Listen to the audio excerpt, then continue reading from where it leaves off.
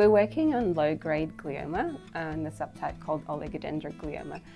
Although it's classed as a low-grade glioma, it's still a debilitating and devastating diagnosis. These patients are diagnosed at 30 or 40 years old when they're at the prime of their lives, they're establishing their careers and families. We don't know much about this disease in particular because it doesn't get looked at, so we're hoping to make progress for these patients to make sure that no patient gets left behind. The first step is to understand how these cells are different to normal cells, what is making them cancerous, and by learning what's going on in these cells we can then select drugs that are going to be effective for treating these cancers.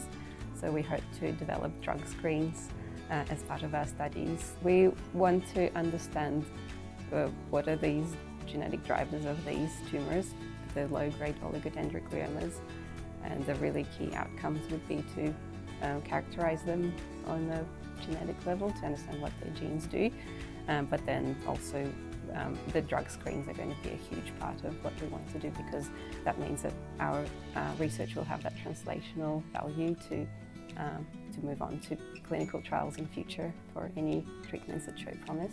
This fellowship is so unique because it gives the career support for an extended period of time, which is enormous for someone who is an early career researcher.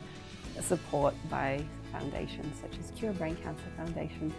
It's huge to be able to support this research and actually make a difference to these patients' lives. My name is Olga. I'm a postdoctoral researcher at the Curtin School of Medical Research at the Australian National University.